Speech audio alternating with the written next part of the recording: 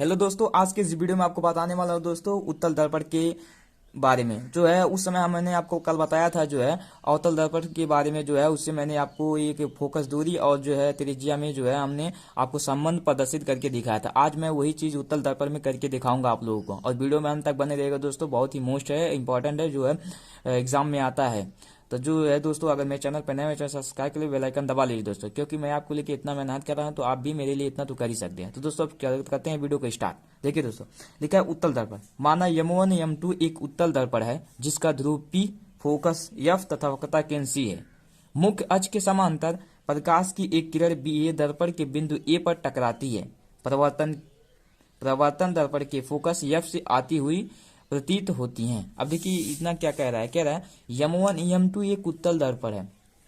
मुख्य अक्ष के समान जो है इसकी जो फोकस दूरी है, M1 M2 एक उत्तल दर्पण है, ठीक है। इसकी जो फोकस है यह F है, वक्रता केंद्र C यहाँ है, ध्रुव जो है P यहाँ है, और ये मुख्य अक्ष है। तो मुख्य अक्ष के समांतर जो BA किरणें जो है बिंदु A पर टकराती हैं, तो परिवर्तन के पश्चात जो है यह मुख्य फोकस की ओर देखिए आती हुई प्रतीत होती हैं। तो अब देखिए क्या लिखा हुआ है, तथा AD दिशा में जाती हैं। AD दिशा देखिए यहाँ क्या है, AD जो जब यहाँ परिवर्तन होता है तो AD की दिशा में चली जाती हैं। और उसके बाद क्या है, यदि C को A से मिलाकर N तक बढ़ाया जाए तो AN दर्पण के बिंदु A पर अभिलंब होगा। जो CA कह रहा है, ACA, हम जब इसको CA को मिलाए हैं तो यह दर्पण जो है दर्पण पर अभिलंब हो गया है, बस यही है। उसके बाद क्या लिखा है, आता है कोण BAN आपतन कोण तथा कोण NAD प्रवर्तन कोण होगा। देखिए यहाँ पर क्या लिखा हुआ है, क्या लिखा है, कोण BAN लिखा है, कोण BA और यहाँ लिखा है N। एक कह रहा है आपतन कोण है, फिर एक कह रहा है कोण आपतन कोण, और यहाँ पर दिया है NAD कोण, ये है प्रवर्तन कोण। मतलब ए आपतन कोण हो गया और ये जो है प्रवर्तन कोण हो गया, जो आपस में एक दूसरे के बराबर है प्रवर्तन नियम के अनुसार। अब यहाँ पर दिया है कोण BAN बराबर है FCA के, तो यहाँ कोण BN ए प्रवर्तन कोण है, और ये कह रहा है FCA के,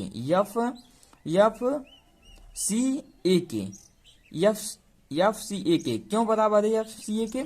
इसलिए बराबर है दोस्तों क्योंकि ये संगत कोण है, ठीक है। संगत कोण होने की वजह से यह जो है बराबर, यहाँ पर लिखा हुआ है संगत कोण।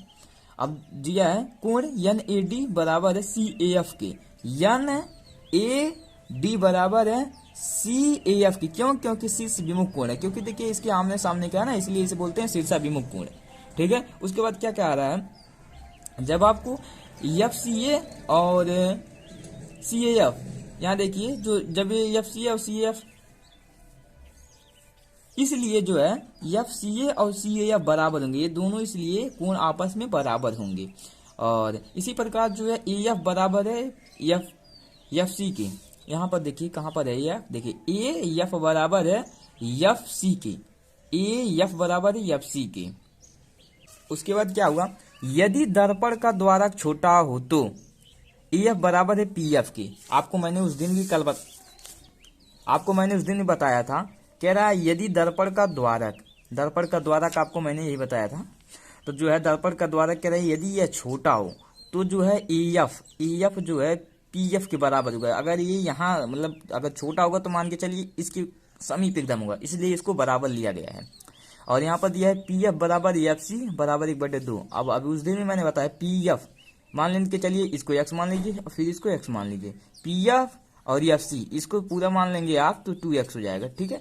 और जब हम इसको लिखेंगे PF बराबर FC, PF और FC, उसके बाद हम लिख सकते हैं जब ये दो PF बराबर FC के, तो इक्वल करके अगर हम यहाँ से यहाँ तक की दूरी लेंगे तो हम इसको 1/2 लिखेंगे। उसके बाद लिखेंगे PC जो बराबर है PF के, ठीक है। इस तरह लिखेंगे तब जाके हमारा ये तीनों इक्वल होंगे। उसके बाद देखिए हमने इस तरह लिख दिया। उसके बाद क्या किया है, PF जो है यहाँ से यहाँ तक की जो है F से ये फोकस दूरी है, ध्रुव से लेके F तक की बीच की दूरी को हम फोकस दूरी कहते हैं। मैंने आपको पहले उस वीडियो में बताया था।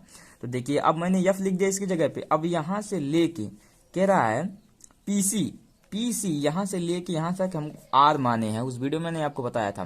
देखिए यहाँ से यहाँ तक R, ये क्या है यार, वक्रता त्रिज्या है। कह रहा हूँ मैंने कभी कभी जो है कोई लोग जो है कैपिटल R मान लेते हैं, मैंने स्मॉल r माना है। उसके बाद देखिए यहाँ पर मैंने आर लिख दिया। उसके बाद ये सूत्र क्या हो गया, आपका हो गया प्रूफ। और उसके बाद नोट क्या लिखा हुआ है, समतल की वक्रता त्रिज्या अनंत हो तो समतल दर्पण की फोकस दूरी अनंत होगी। मतलब अगर कोई समतल दर्पण है उसकी त्रिज्या भी अनंत है तो उसकी जो फोकस दूरी हो वो भी अनंत होगी। यह जो है आपका जो है बहुविकल्पीय प्रश्न बन सकता है। उसके बाद देखिए क्या हुआ कि दर्पण से बनने वाली प्रतिबिंबों के नियम, मैं बताऊंगा कि जो है दर्पण से प्रतिबिंब कैसे बनते हैं। अगर ये नियम आपको याद रहेंगे तो आपको कोई भी चीज एग्जाम में आएगा कि ऐसे दिखाएं कैसे कौन सी किरण जा रही है तो आपको कोई दिक्कत नहीं होगा, आप बना सकते हैं। और ये फार्मूले में भी आपको यूज हो गए और आप पहचान भी सकते हैं जब आएगा बहुविकल्पी में प्रश्न, कभी कभी आ जाता है पहचानने के लिए। तो अब हम इनको बताते हैं। देखिए, किसी दर्पण द्वारा प्रतिबिंब बनने के लिए निम्नलिखित 3 नियम, इसके क्या नियम होते हैं, इसके 3 नियम होते हैं। पहला नियम क्या होता है, दर्पण की मुख्य अक्ष के समांतर चलने वाली किरण प्रवर्तन के पश्चात मुख्य फोकस में से या तो होकर जाती है अवतल दर्पण में होकर जाती है या मुख्य फोकस से आती हुई प्रतीत होती है उत्तल दर्पण में। मैंने कहने का मतलब यह है कि मुख्य अक्ष के समांतर है ना, जब मुख्य अक्ष के समांतर किरणें आती हैं प्रवर्तन के पश्चात या दर्पण के मुख्य फोकस से होकर जाती हैं, मतलब ये मुख्य फोकस से जाती हैं किसमें, अवतल दर्पण में, और यह मुख्य फोकस की ओर आती हुई प्रतीत होती हैं, इसे कहते हैं उत्तल दर्पण में। बस इतना याद रखना है कि अवतल दर्पण में क्या होता है कि वह मुख्य फोकस से होकर जाती हैं, और उत्तल दर्पण में क्या होता है जब मुख्य अक्ष के समांतर किरणें आती हैं तो एफ की ओर, मतलब फोकस की ओर आती हुई प्रतीत होती हैं।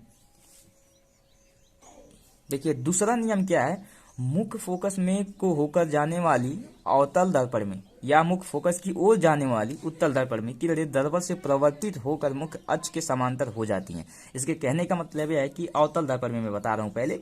देखिए मुख्य जो कह रहा है, यह जब किरणें मुख्य फोकस से होकर जाती हैं तो दर्पण से टकराने के बाद प्रवर्तन के पश्चात यह मुख्य अक्ष के समांतर होती हैं। देखिए मुख्य अक्ष है और ये फोकस टकराने के बाद ये जो किरण है तो एक दूसरे के समांतर हो गई हैं, और वही उत्तल दर्पण में क्या होगा कि मुख्य अक्ष की ओर जाती हुई प्रतीत होती है। मतलब देखिए जब यह मुख्य फोकस से टकराई हैं तो यह जो है फिर जो है टकराने के बाद जो है प्रवर्तन के पश्चात यह जो है मुख्य अक्ष के जो है समांतर हो गई हैं। बस उत्तल दर्पण में क्या होता है, यहीं पर लिखा भी है, उत्तल दर्पण में क्या दर्पण से परिवर्तित होकर मुख्य अक्ष के समांतर हो जाती हैं। ठीक है, यहाँ समांतर हो जाती हैं। अब क्या तीसरा नियम क्या है, वक्रता केंद्र में को होकर जाने वाली अवतल दर्पण में या वक्रता केंद्र की ओर जाने वाली उत्तल दर्पण में किरण प्रवर्तन के पश्चात अपने ही मार्ग पर वापस लौट आती हैं। ठीक है, यह किरण दर्पण पर अविलंब गिरती हैं। मतलब क्या कह रहा है कि यह किरण दर्पण के पर अविलंब गिरती हैं। देखिए जब एक किरण है, जब ये वक्रता केंद्र से जाती हैं तो प्रवर्तन के पश्चात पुनः उसी मार्ग में वापस लौट जाती हैं। ठीक है, अवतल दर्पण में क्या कहेंगे, जब जो है किरण जो है वक्रता केंद्र से जाती हैं तो वह जो है पुनः उसी मार्ग में वापस लौट जाती हैं।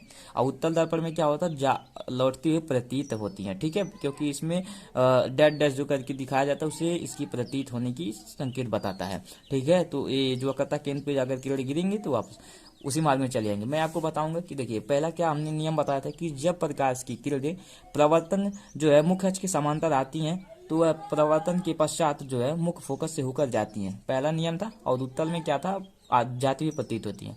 दूसरा नियम क्या है कि जब किरणें मुख्य फोकस से होकर जाती हैं तो दर्पण से टकराने के बाद मुख्य अक्ष के समांतर हो जाती हैं। इसमें तो हो जाती हैं और इसमें भी उत्तल में भी हो जाती हैं। तीसरा नियम क्या कह रहा है, तीसरा नियम आपको मैंने बताया कि जब यह वक्रता केंद्र से होकर जाती हैं तो दर्पण से टकराने के बाद पुनः उसी मार्ग में वापस लौट जाती हैं, और इसमें उत्तल में क्या वापस लौटती हुई प्रतीत होती हैं। ठीक है, तो वीडियो पसंद है तो सब्सक्राइब कर लीजिए चैनल और बेल आइकन भी दबा लीजिए दोस्तों।